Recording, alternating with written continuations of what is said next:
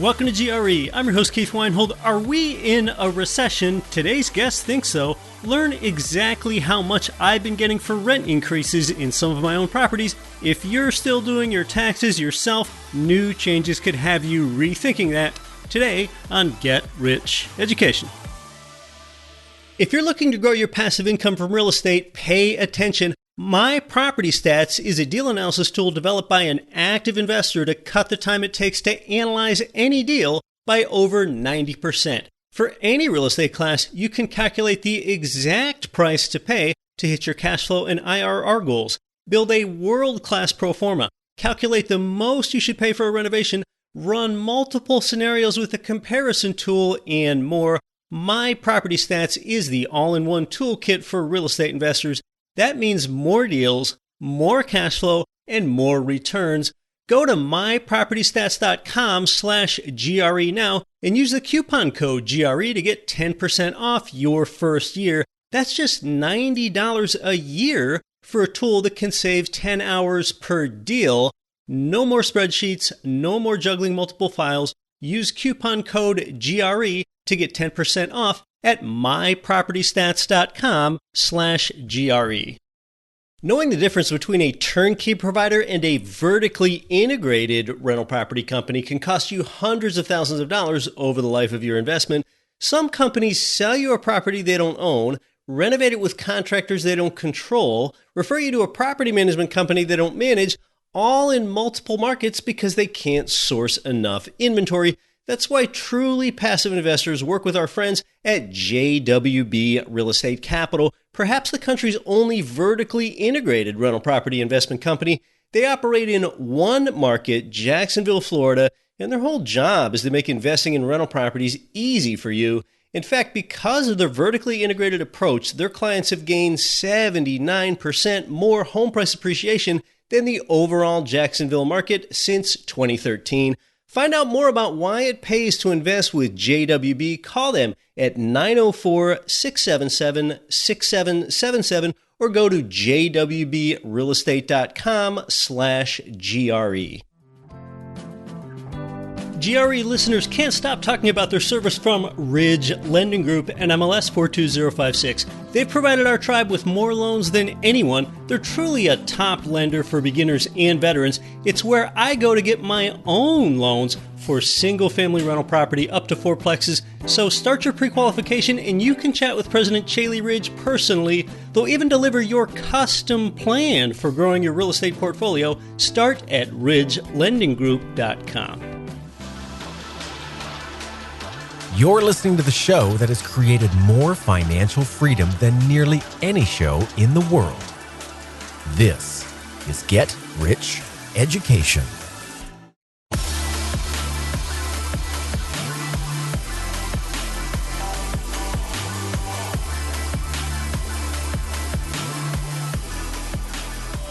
Welcome to GRE, from Stockholm, Sweden to Stockton, California, and across 188 nations worldwide, the voice of real estate investing for nearly 8 years now. This is Get Rich Education. I'm your host, Keith Weinhold. When you think about investing in stocks or mutual funds, perhaps you think about investing through Vanguard or Fidelity. With real estate, it's GRE. In just a few minutes, Tom Terrific will be with us again. You know who that is. Brady to the end zone, and Tompkins with a touchdown! No, it's not Tom Brady. Oh, it's better than that. In the tax, real estate, and finance world, I'm talking about Tom Wheelwright, of course. Some think we're in a recession already. Others, including me, aren't so sure yet. Now, when the big jobs number that most recently came in, that ended up showing the biggest employment gain in 6 months. See, that there was pretty clear evidence to me that the United States is not experiencing what the National Bureau of Economic Research defines as a recession, and that is a significant decline in economic activity. What we're seeing is a small decline in economic activity. Well, U.S. GDP, it did fall in each of the first 2 quarters of this year, and 2 straight quarters of falling GDP. That's frequently been used as sort of a shorthand for a recession. But the National Bureau of Economic Research makes the call. They're the ones that determine whether there's a recession or not. More on that in a bit. You know, a lot of high-profile tech companies that make the headlines like Meta and Microsoft and Netflix and Robinhood, they have laid off staff or they've just hit the brakes on new hiring here in the past few months. That sounds pretty troubling. Still, the booming jobs report, though, that shows that the tech industry's problems might only be the tech industry's problems because companies across virtually all sectors right now, from hospitality to manufacturing to professional services, they are hiring at a fast clip. And somewhat confusingly now, more people can stay at home without having to go into work. Was that a sign of a good economy that they can do that? Or is that a sign of a bad economy because they're not at work producing anything? Population growth has been really slow. It's not like there are that many more people overall since 2020. And also, what does it say about the economy that I'm getting these robust rent increases in some of my own properties lately? And here are the real life numbers on the rent increases that I am getting on some of my rental. These are in the single family home space. $1,150 per month up to $1,225. That's an increase of 7%. In a different single-family rental home, $1,350 up to $1,475. This is one increase all at once on a tenant that stays there. That's a 9% increase right there. On one of my nicer single-family rental homes, pretty good neighborhood, nice yard there, $1,350 up to $1,550. That's a 15% rent increase on that one. And here's another one. $1,275 up to $1,500 for a rent increase. That is 18% in one fell swoop. Now, the Fed is probably going to have to further slow the economy to tame inflation. I think that there's a good chance that that brings a recession sooner or later, yes. And that's not such a strange thing. If you look historically at the last 100 years or more, recessions happen on an average of every 5 years. Let's speak with this week's guest.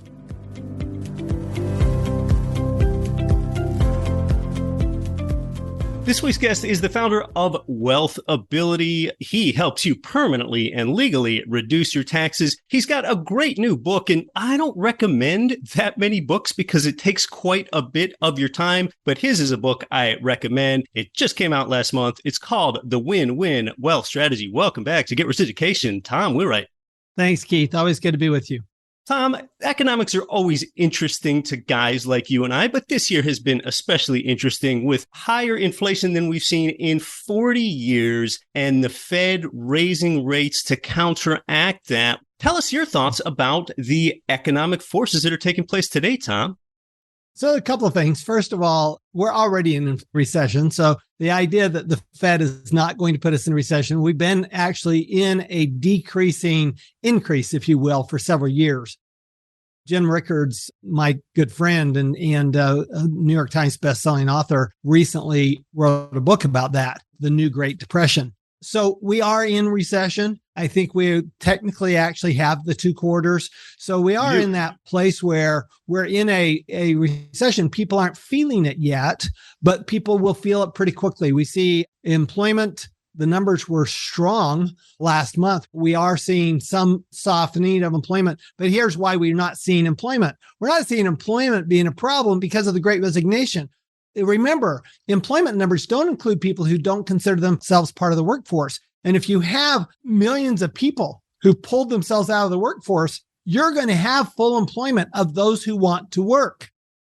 That doesn't mean that there are more jobs than there were before the recession. It just means there were less people to work those jobs than before the pandemic. We have a really interesting time here because we basically have slow growth and we have high inflation. Normally you think of high inflation going with high growth, but that's not the case. We're in this period of what's really stagflation, which is a term that was coined back in the Jimmy Carter days. This is the last time we had major inflation. Then what happened but back then, remember, the Fed was able to raise interest rates up to 20%. And the reason it was able to do that is because the federal debt as a percentage of GDP was only 30%. Now it's 130% of GDP. If the Fed raised interest rates to 20%, we would be bankrupt as a country. They literally cannot do it. The other thing that is going on, which is so interesting to me, people, all they talk about is the Fed and Paul Volcker when they talk about how did we get out of high inflation in the late 70s and early 80s. People forget there were two sides of that. There was the Fed and there was Paul Volcker, and he was a very important part of that. But there was also Ronald Reagan. And Ronald Reagan in 1981, 1982, 1984, and 1986 sponsored and got enacted 4 tax cuts in 5 years. So basically, if you think of a race car driver, Keith, a race car driver always has their foot on both the gas and the brake, because what they're doing is they're trying to manipulate a finely tuned high-speed machine. So the economy is very much like that race car. And the problem is that we only have our foot on the brake. We don't have our foot on the gas. We're not able to do anything. If all you do is put your foot on the brake, you're just going to collapse the economy, which is what's going on right now. And then on top of that, we have new taxes coming in. We actually have additional taxes, which are going to put an additional brake on where Reagan was reducing taxes while Volcker was raising interest rates. Biden is raising taxes while increasing interest rates.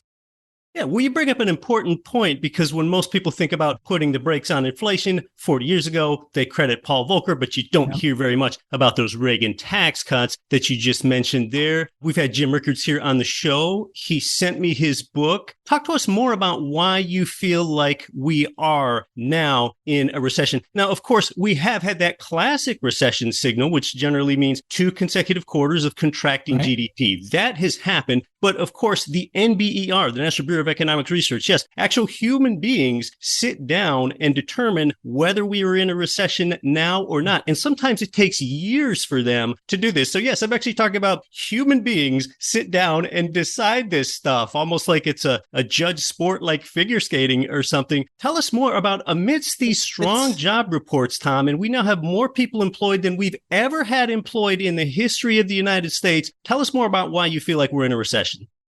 I've not seen those figures, Keith. So I have not seen that we have more people employed. What we also have the biggest population ever. So the question is, do we have more people employed as a percentage of the population? And I don't think that answer is yes. I think we have a lower percentage than we've had in the past. People employed to the population compared to the total population. We have a very high percentage compared to those who want to work and consider them part of the job mix. But we had this great resignation. Here's what was going on. Beginning in 2018, we started to see the baby boomers in mass starting to retire. Then we had the pandemic. Well, a lot of baby boomers go, I can't retire yet because we don't know what's going to happen with the pandemic. I better hang in. So they stayed employed as long as they could. Then come 2021, 2022, the baby boomers are going, among other people, but the baby boomers especially are going, wait a minute, I'm tired of this. I see it in my own profession, Keith. I'm tired of this. I'm ready to retire. And not only have we seen all those people that would have retired normally in 2020 and 2021 retiring, we're seeing people who would normally retire in 2023, 2024, and 2025 retired because they just said, I'm done. The pandemic has really made us think about what our priorities are, right? I mean, it's done it for everybody. So a lot of people my age, okay, so I turned 65 this year. I'm not shy about that. I actually got my Medicare card the other day. I'm very excited about that. Oh, you're clearly in your prime, Tom. Yeah. I'm absolutely, I look at, I'm middle-aged, right? This is middle-aged. You know, I look at this and I'm going, wait a minute. I've got a lot of friends that are just saying, I'm done. I just don't want to do this. So instead of waiting until, like, I have a lot of friends that say, well, I always thought I'd work until I was 70. Yeah. Right. I mean, that's kind of how baby boomers think. Right. And they're going, yeah, I'm not going to. I'm going to retire at 62, or I'm going to retire at 65, or I'm going to retire at 67, whatever it is. But they're not going to wait. They're not going to push off retirement. And then on top of that, you have a lot of people, Gen Xers, that go, not so sure about this. I'm going to take some time off. And so there are people taking time off. Then you have 2 earner families and they go, you know what? We can get by on 1 earner. So they've come out of the market too. There are fewer workers. available to us.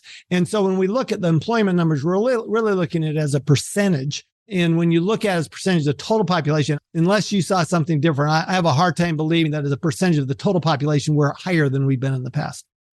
Right. Population growth has been really slow. Yeah, I'm talking about just what I said. The absolute number of people unemployed today is greater than it's ever been. Interestingly, Tom, to your point, if people can afford to not have to work and maybe only one person has to work rather than two, or someone can retire early, then how bad is the economy if someone can do that? I'm not saying everything in the economy is good. That's for sure. I think we have more economic ambiguities than we've ever seen in my life. On the other end, we have those awful economic maladies of inflation. Some might even characterize it as runaway inflation. And like you said, I don't know that we have the tool to tamp down on that like we used to. And then another indicator of what I think is a really poor economy is supply shortages, everything from everyday consumer goods to automobiles. How good of an economy is it if you can't even get a hold of what you want to get a hold of? So this is my point about there being economic ambiguities and asking about whether we're in a recession now. It sounds like you believe we are. I think there's no question we've slowed down from where we were pre-pandemic. No doubt. I don't think nobody's going to question that we've slowed down from where we were pre-pandemic. It's just because people have more money. Of course, they got a lot of money during the pandemic. There was a huge amount of money given away. And I know business owners got $2-3 million of PPP loans. There was a lot of money that was just created and given away during that time. So some people have money and they've had money. And I think that's what's allowed people to spend without working. But other people have just said, I'd rather have time than money. So it's not that they are maintaining their lifestyle. They are changing their lifestyle. And I think that's where we see it, because we're going, well, wait a minute. I still see people going out to eat. I still see people traveling on airplanes. I know the Phoenix airport is just packed all the time. How can we possibly be in a recession? Because it doesn't look like we're in a recession. And even the stock market has come back up. It's really not doing horribly. It's just that all of the economic indicators indicate that we're like in a bubble. And at some point, will that bubble just completely pop? Now, I don't know if it'll pop. I'm not 100% sure it's going to pop. What I'm concerned about is it's not that we don't have the tools to put the brakes on this inflation. I don't think the Federal Reserve or the government has the willpower. Because here's the thing, we've got a government that is intent on spending us into oblivion. And by the way, this is not just the Democrats. The Republicans, when they were in power prior to this current administration, they were spending just as much as the Democrats. Now, the Democrats have this idea that, this modern monetary theory, what I call magic money theory, which Stephanie Kelton is famous for, and they've adopted it. And the idea is, well, we're just going to pump money into the economy, and we'll put the brakes on with taxes. For example, and I know we'll talk about the new tax bill that probably is going to pass. They don't have the political will to do it, right? They don't have the political will to really put the brakes on the economy. Come on, people are complaining about a 5% mortgage rate. I don't know about you, but I remember when I refinanced down to a 5% mortgage rate. Right. Okay. I've done the same thing. Yep. When I bought my first fourplex in 2002, 1 year later, I was refinancing it from about a 6% rate down to a 5% rate. So yeah, it really is remarkable. I mean, just to give some perspective, the Fed has continued to raise a federal funds rate. Well, right now, the Fed funds rate is right back to where it was near the end of 2018. So there's nothing unusually high flying going on with rates, but the rate of that rate increase, of course, has been substantial. Let's talk more about the whole recession impact, Tom. I don't know how much it matters whether the NBER declares this to be a recession or not. I think as far as one understands the anomalies, it kind of depends on who you are with whether it's a recession or not. But Keith, it is actually important what is said and the categorization. And that is because remember that the economy is based on confidence and confidence alone. I agree. Okay. Consumer sentiment is low because they think a recession's coming. Now, if the powers that be say we're in a recession, now all of a sudden consumers go, well, I better stop spending. And so now that just catapults it into a faster recession, right? So I think that's why they're not saying it. I think they're not saying it because this really is a confidence game. Yeah, it's definitely a more important component with all these ambiguities. What is the psyche of that consumer out there? When we talk about our world, real estate, if this is determined to be a recession, classically, what does that mean? Well, real estate prices usually stay strong in a recession, but this is still important in a sense for real estate investors because typically in a recession, what do we see in the mid phase of a recession or near the end of a recession? What we often see is interest rates going down during those times, if indeed we are in a recession. Well, here's what I see. I don't think real estate prices matter. I think if you own real estate, what matters is cash flow, and you shouldn't care what happens to prices, except you'd like them to go down because you want to buy at a lower price. To me, it's all about how do I get in at a lower price? If real estate does come down in price, which it has come down, it's very much softened over the last 6 months because of the rising interest rates. From everything I've told, now maybe not single family homes, but certainly multifamily has definitely softened, and it definitely is a buyer's market right now. But let's say that we get a huge downturn in the prices of real estate. I'm going like, hallelujah, I'm going to buy more real estate because it's on sale now.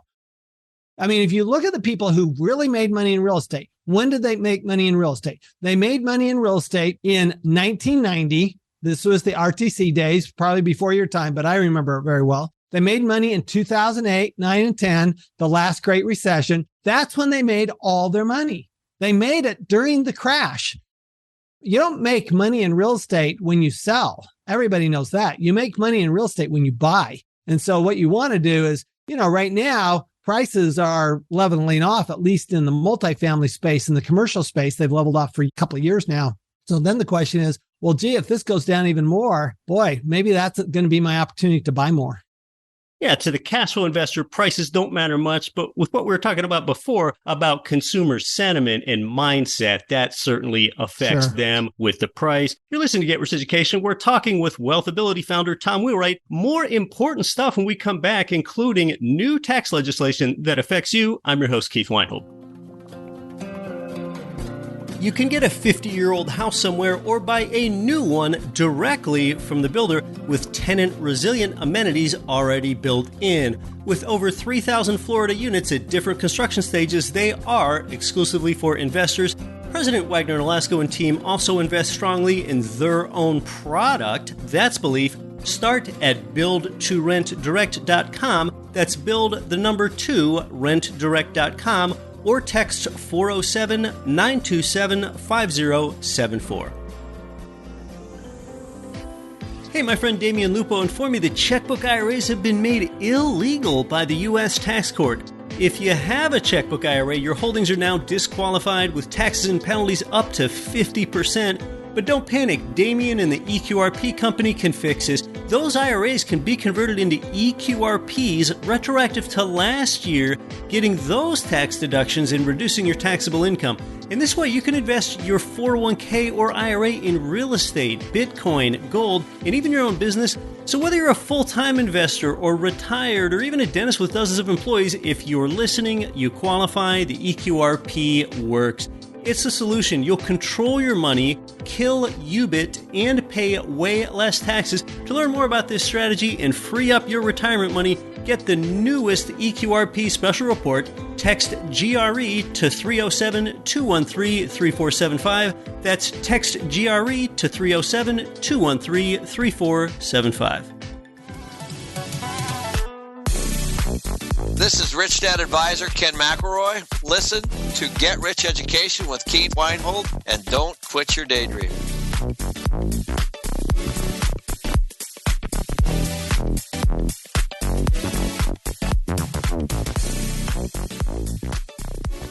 Welcome back to Get Rich Education. You're listening to the show that's created more financial freedom for busy people just like you than nearly any show in the world. We're talking with a frequent guest, Tom Wheelwright. Learn more about him and how he can permanently reduce your taxes at wealthability.com. Tom, you stay up to date on the latest things that Congress is doing and new tax legislation. Tell us more. Speaking of inflation, we have the Inflation Reduction Act, right? Yeah. Which just remember that whatever the government says it's probably the opposite. So let's look at some of the things in this Inflation Reduction Act. Right. First of all, we have a new Superfund tax on oil imports. Yeah, that's going to definitely reduce the price of gas at the pump.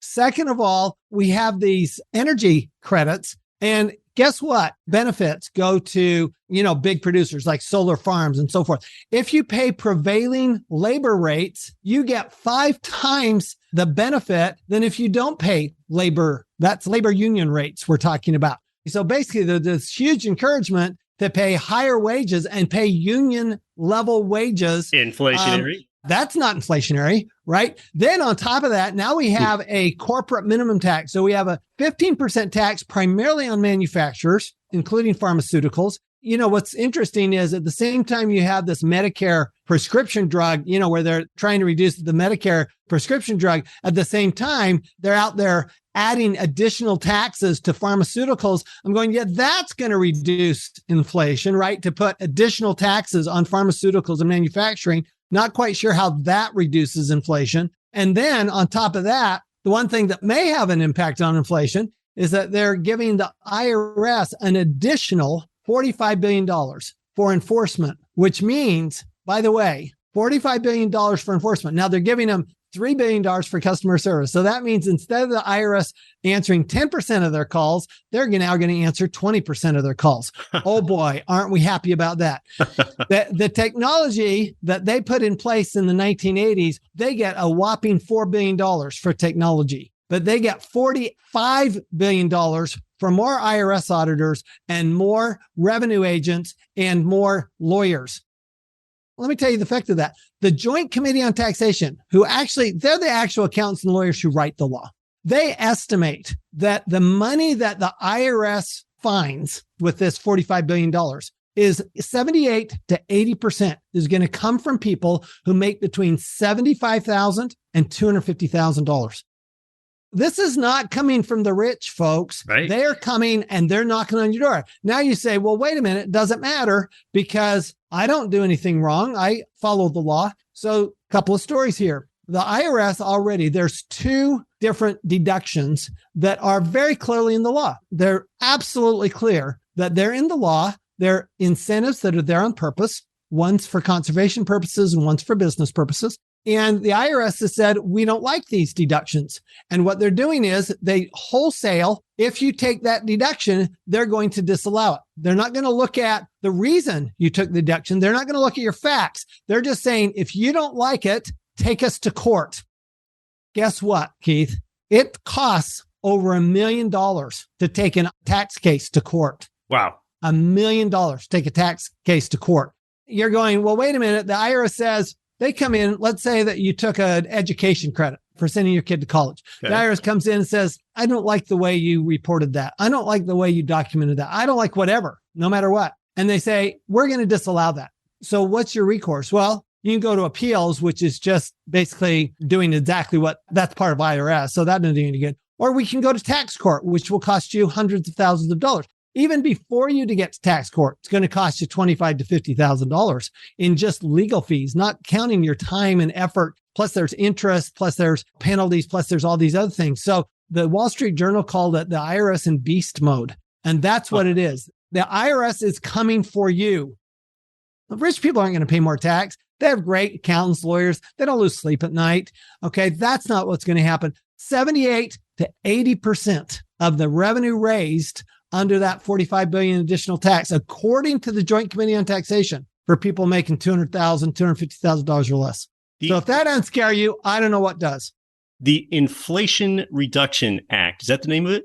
That's the name of it. Used to be called the Build Back Better plan, but this is the skinny version. This is the skinny version of Build Back Better. And now they're calling it, because inflation now, of course, is the term of the day. The provisions in it are provisions. They all came out of the Build Back Better. So this is Build Back Better. This is kind of like getting a skinny margarita. So it's a skinny Build Back Better plan. But for the Democrats, they feel like, well, we need to show we're doing something about inflation. So we're going to call it the Inflation Reduction Act. This sounds so misdirected. They say it's going to reduce the deficit by $300 billion over 10 years. Okay. So Keith, you know how big that deficit is. And you know that $300 billion over 10 years, that's not very much money in reduction. Here's what it is, though. It's a big giveaway to unions. It's a big giveaway to renewable energy. It's a big hit against manufacturers. And it's a huge hit against small business because I guarantee you the IRS, what they're after primarily is small business. That is the number one target is small business. And that includes, by the way, real estate investors. But you think about yourself as investors, but your business, your real estate business. Keith, let's say the IRS comes and says, you took that bonus depreciation in your real estate. Nope, we're just going to disallow it. You have to take us to court to prove that we're wrong. That is what's going on right now. Now add $45 billion. So basically unlimited resources. So people who have never seen an IRS audit are going to see IRS audits. We're going to have way more IRS audits. The money's not going to technology and customer service, which is where it's needed. It's going to accountants and lawyers. They do need some new auditors. There's no question. They just don't. $45 billion is an awful lot of money. Let's talk about some actionable ways where one can protect themselves more, Tom. I know, in fact, we learned from you last time that we were here, if a taxpayer like me that uses a CPA, typically that's seen as a CPA is not going to cheat. For example, I use both a CPA, a tax preparer, and accountant, both to have my taxes done. If one prepares their taxes through a CPA, does that or other things reduce their risk of an audit amidst this new environment? It does two things. It depends on the CPA, as you know. A good CPA should actually reduce your chances of being audited. Absolutely. Because how you've set yourself up as a business, how you set yourself up as a real estate investor, how it's actually structured, you know, what type of entities you use, et cetera. Some entities get audited more than others. There's no question. Okay. So like a Schedule C or a Schedule E for real estate, those are going to get audited way more often than a 1065, a partnership, or an 1120, an S corporation. So it definitely does help. On top of that, even how you report things on the tax return can make a difference. The second thing, though, which I think is going to be way more important, is when the IRS does come knocking, you going to handle that yourself, really? Are you going to say, well, now I need a CPA? Now you're going to hire a CPA who doesn't know anything about your situation to go in and fight that audit? Are you kidding me? You want to have a relationship. You want somebody, first of all, your CPA better not be afraid of the IRS. If your CPA is afraid of the IRS, which most CPAs are, you need a new CPA. And the way to find that out is ask them about legitimate deductions like home office that seem to be controversial among CPAs, but they're not controversial at all. That's a legitimate deduction. Could the IRS come in and say, we don't like home office deductions, even though it's in the law, we're just not going to allow any of them? That's fine, but guess what? Your chances of being audited are much higher depending on how you report your business. So having that CPA, I think it makes a huge difference, not just in whether you get audited, but what happens if you get audited. I haven't been audited, but recently the IRS sent a notice that they wanted some more documentation and clarification about some things. They sent that to me. I forwarded that right over to my CPA, and they answered it promptly and confidently because I use a CPA that's from Tom's Wealthability network. Tom, I know you've been growing your network of competent, trained CPAs. Tell us more about that. Yeah, so we have about 60 CPA firms across the country that are members of our network. And what we do is when somebody calls us, say a real estate investor, an entrepreneur calls us, what we're going to do is we're going to find the CPA that fits their situation the best. So I don't need somebody locally. What I need somebody is somebody who understands my situation. So let me give you an example. If you're a real estate investor, you want somebody who understands real estate investment. If you're an oil and gas investor, you want somebody who understands oil and gas investing. If you're a small business, you want somebody who charges small business rates. If you're a bigger business, you want somebody who is more sophisticated and can handle, they may charge higher rates, but you're okay because you've got a more sophisticated situation. So we're trying to match you with the right people based on your situation. We know our CPAs very, very well, much easier than you trying to go out and interview a CPA. You really want the easy button. Just you call us at Wealthability for sure. Yeah, I act locally where it makes sense, but I don't buy properties locally. I buy my properties in other states where you have a high ratio of rent income to purchase price and landlord-tenant law that makes sense for property owners. And I also don't have a CPA that's local. Maybe they could end up being local, but instead I don't lead with that. I go get one that understands my situation as an active real estate investor. And Tom, you've been building up your Wealthability CPA network of 60 firms now, like you said. That's really going to help a lot of of people, especially with what's coming with this Inflation Reduction Act and another act like this with such a ridiculously deceiving name like so many of these are. So remind our audience again of how one can learn more about you and get started and really get matched up with that CPA that's right for them. A couple of things I'd recommend. First is go to wealthability.com and you can schedule a call. It's right there. Schedule a consultation. By the way, if you like your CPA, but they just don't know this stuff, send your CPA to us. Have them schedule a call or schedule a call with your CPA and have them, say, look, I'd like my CPA to learn something. I'd also suggest a couple of other things. Both of my books, Tax-Free Wealth, which is a classic, and then the Win-Win Wealth Strategy, 7 Investments the Government Will Pay You to Make. These are books that you really need some knowledge about tax, because what I always tell my clients is I can't reduce your taxes, but I can show you how to reduce your taxes. You don't need to know all the details, but you do need a base of understanding. Those 2 books, I think, are critical to anybody's library if you want to know anything about tax and building wealth, because taxes are your single biggest expense. And there are a lot of tax benefits. There are a lot of investments where the government actually will pay you to make that investment. So that's why I wrote the second book. I want people to understand that the tax law is really, there's some really great wealth building ideas in the tax law itself. Well, Tom, it's been valuable and especially informative as always with what's happened in Congress. It's been great having you back on the show. Thanks very much, Keith.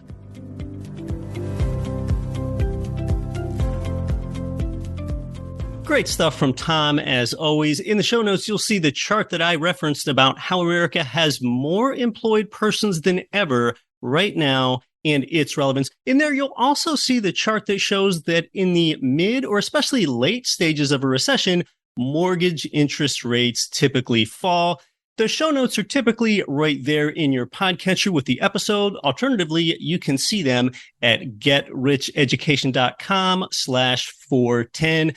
Hey, well, I'd like to welcome in our right-hand person here. That's GRE COO, Andrea. Tell us your thoughts about today's guest interview with Tom. Hey, Keith, thanks for having me back. Really enjoy the interview. It's always great to hear from Tom when he comes on. I learn something, I think, every time he's here. Me too. He touched on a couple of things that I thought were pretty interesting, and some of the things were very relatable to me and my personal experiences. One of the things he talked about was real estate prices. And there was something he said that I thought was interesting. The real estate prices, don't matter as much when you are looking for cash flow. So I started thinking back to that and kind of how I currently evaluate my own deals. And even right now with prices being a little bit higher, even knowing if they're going to dip, I still kind of focus on that cash flow number, which I know is really important here to our Get Rich Education investors. Yeah, I think real estate prices matter, but it's just something that's going on in the background that factors into buyer and consumer sentiment. And of course, you need a certain number and an equity number there in order to successfully do a refinance. So what are your other thoughts listening in today? Yeah, it's making me think I'm so ready for an opportunity. If we do see a little bit of slowdown in prices, maybe there's some better opportunities out there for us to get, houses for cheaper. So I'm personally looking forward to that if that happens. We are seeing a little bit of a cool down in a lot of the markets I invest in. Nothing significant, but at least there's not, 50 and 60 offers on one property. So I find that as a positive as an investor. Yeah, I still see appreciation rates being about half what they were last year, greater than its historic norm. That's right. Yep. And, I'm hoping, too, that we have a lot more opportunities. And I know this sounds terrible. I don't mean it the way it's going to sound. But, if there are people that are stretched because of what's going on right now with inflation, with price rises, if the job market changes, which we know it hasn't significantly right now, we still have a pretty low unemployment rate. But if that happens, you may find people that aren't able to really hold on to their houses and may need some assistance. So those are the type of opportunities I'm not counting on, but I'm looking forward to if it happens. What are your thoughts with the importance of a CPA? Yeah, that's super important. Having a good CPA and tax advisor is so incredibly critical.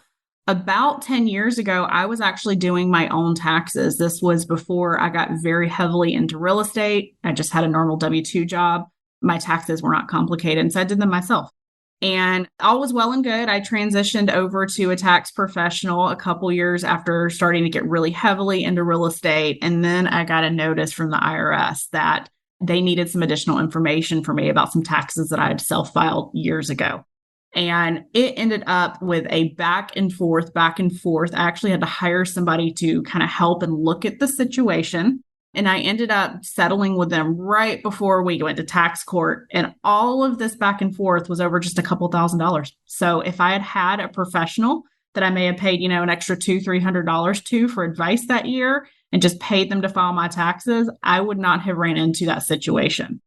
Yeah, that can be a sinking feeling when you're out on an island by yourself and you get that notice from the IRS. Isn't that what they say? The most expensive acronym in the American language is DIY, do it yourself. I think that applies to a lot of things.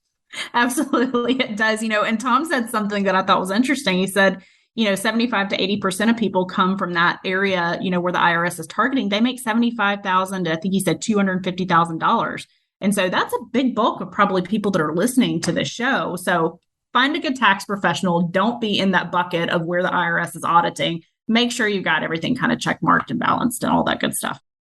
Would you have any last thoughts about it all, Andrea? I think we could potentially be headed toward a recession, but I don't know if we're there. Tom feels that we are there yet. And then we talked about the importance of a CPA. Yeah, I don't think anything else. I mean, I'm not an economist. I don't know where we're going, but, I'm just making sure that I'm defensive with my portfolio, but I'm still looking for opportunities where they arise. No one really knows where we're going. A lot of times when economists make predictions, they're oftentimes just the first people to be wrong. Well, hey, thanks so much for coming in with your commentary here, Andrea. For each of us here, and on behalf of Tom, you've been listening to Get Rich Education. I'll talk to you next week. I'm your host, Keith Weinhold. Don't quit your daydream. Nothing on this show should be considered specific, personal, or professional advice. Please consult an appropriate tax, legal, real estate, financial, or business professional for individualized advice. Opinions of guests are their own. Information is not guaranteed. All investment strategies have the potential for profit or loss. The host is operating on behalf of Get Rich Education, LLC exclusively.